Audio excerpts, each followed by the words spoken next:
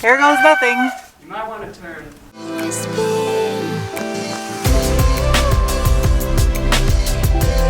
Hello, people of Earth. Welcome to my nonsense. Today I'm gonna continue restoring my Graham's 1994 Ford Ranger 4x4. If you're new and you'd like to get caught up above my head is not a playlist to Ranger videos, but a compilation of sounds of the belly button. I sound so dumb! If you missed out in the last video, I actually just put the transfer case and transmission back into the frame, and I got some more stuff I need to just take care of, so you know the drill. Debating whether or not I should spin this around, throw on the lift, or just crawl under it. I think I'm just gonna crawl under it. Alright. Since this has been completely rebuilt and rebalanced, and the diff is completely rebuilt of new gears, it doesn't really matter how I put it on. So, almost out of Loctite. There you go.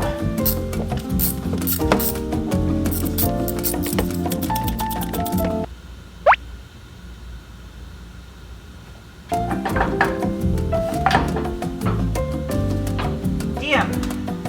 I gotta turn this. This is still easier than turning the truck around. Trust me. Okay. Almost.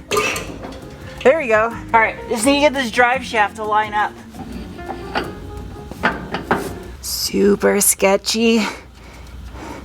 Sketchy over. I'm crushing my baking soda. Think about how many cakes I could bake. Too bad I don't bake.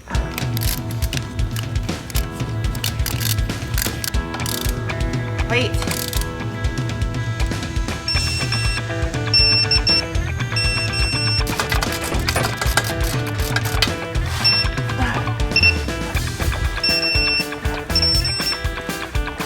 There. Ouch. I should be using an eraser. You'd think I would have learned my lesson by now. Oh geez, this is heavy. This right here is fun stuff. Hey, how convenient is that? I left a razor blade on the ground.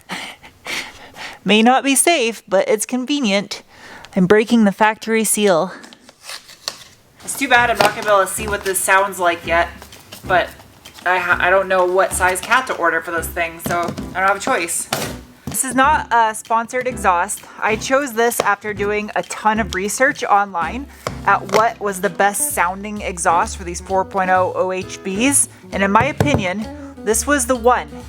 It's not loud, it doesn't sound like a bag of raspy farts.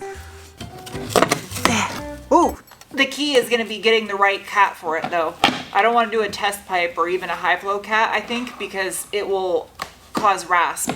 It's the final staple. Do-do-do-do. Do-do-do-do-do. Exhaust-o-matic. It's a paper horseshoe. Muffler. It's a whole lot of shapes, and I suck at shapes. So this is gonna be interesting. Just what I needed. Tech data. Ah, picture. Even better than tech data. Elite single. 89 to 94. 2.0, 3.0, 4.0, which is mine. 4-wheel drive, standard cab, long bed. Correct. Tip go here, like this. Then, as Forester and MR2 have me spoiled when it comes to aftermarket exhaust systems. They're just simple, straightforward, no geometry involved. This, right. Test fit. Before I go and stick exhaust hangers on this thing and make it somewhat permanent, because I hate dealing with exhaust hangers, that's a cold pipe on my legs.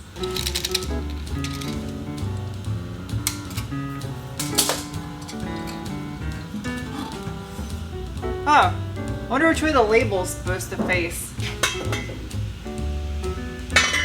That goes over the axle. Test fit. This is a broken tooth waiting to happen. I don't look good with broken teeth. So I think this has to go over the parking brake cable.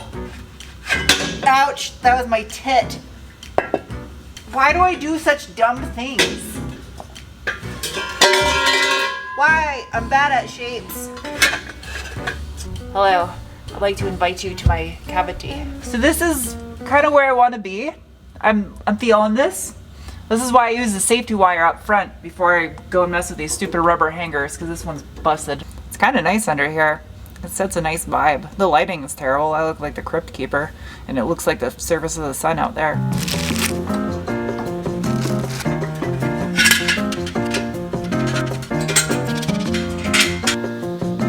So I have about 695 millimeters, or 27.5 inches, for a cat. And these trucks from the factory had 2 catalytic converters in tandem, one after another right here. So, hello. Don't mind my sweaty armpits. It's hot out. It's another day, and I got a cat for this thing. So hopefully it fits. Some of you are gonna be super butthurt that I'm putting a cat on this and not deleting it. And that's fine, I don't care. I'm doing this so it doesn't sound like a raspy bag of buttholes. Aha! There's also gonna be some people that are butthurt that my first justification for buying this was not to save the environment. I like that it's got studs on it. I think this is gonna work perfect. So happy that they included gaskets but no hardware. That's lovely. Eek!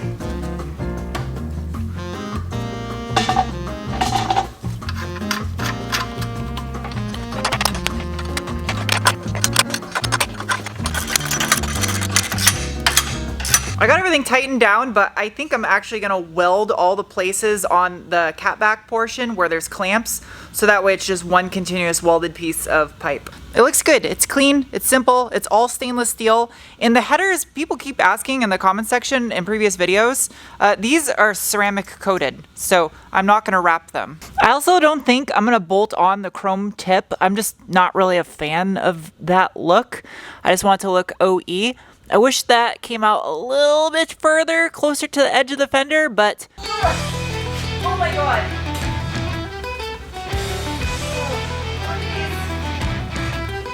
Why is this so heavy?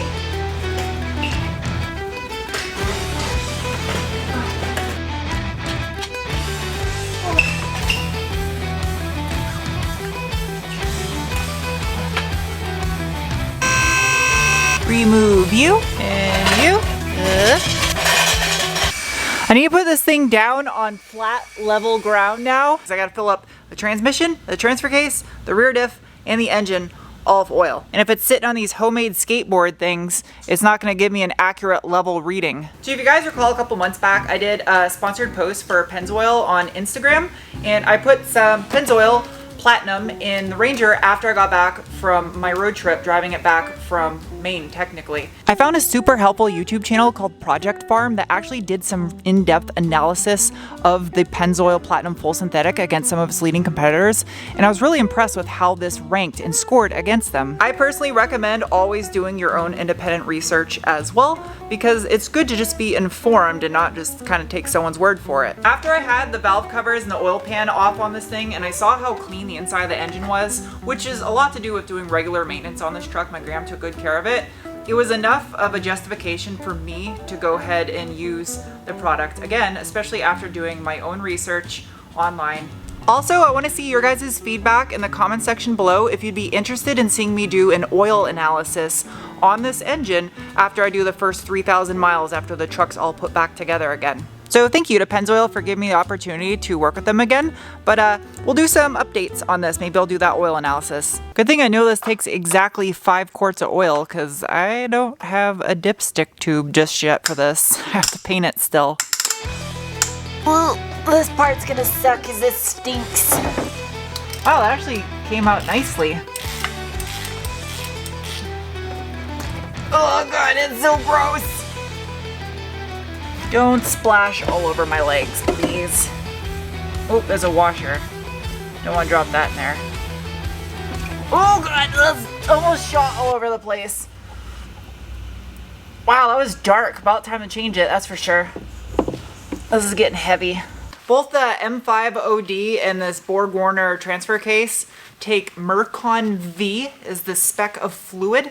I was gonna try to put Pennzoil in there too, just so I'd have all matching fluids, but I couldn't find any, so I just bought the genuine Ford stuff from Ford, since that's what came from the factory in the truck. A brand new drain plug because the other one was all rusty with a magnet. That's not lipstick for robots, that's a magnet. Tight. Of course I got some plugs for the transfer case too. I hate these kind of packages. These are like a tease. You can never open them. It's like a fine red wine that tastes like death. Gulp, gulp, gulp. Yep, I would say that's full. Come on, fill plug, fill your hole.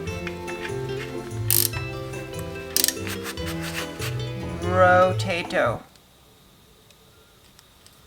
Rotato.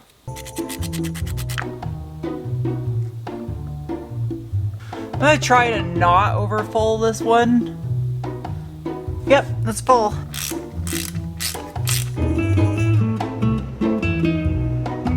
Welcome to the next day. I have good news about the Ranger's engine bay. It's done. Before I roll the cab out of the paint booth and back into the shop, I want to take care of the back of this bed because this is like one of the last chances I have before I start dropping the cab down onto the frame. I wonder if this will bounce. Clay bar. Engage.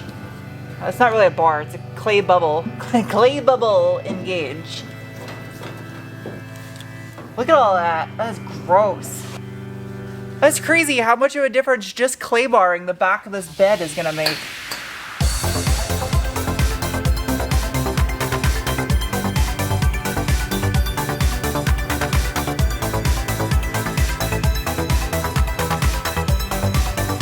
Mission complete. Now I gotta put this stuff on the back side of the transfer case. Now it's got fluid in it. Oh, this thing's heavy. I'm super curious as to why there is a weight ballast on the back of this transfer case like this. I don't know if it's for vibration, dampening, or what. If you understand the engineering behind that, I'm super interested. Let me know in the comment section below. I'm willing to bet it has something to do with the fact that the output for the front drive shaft is right here, so maybe the rotational vibration. I don't know. A robot band-aid. You shall come off. Oh man, this stuff looks so much better than the old crap. It's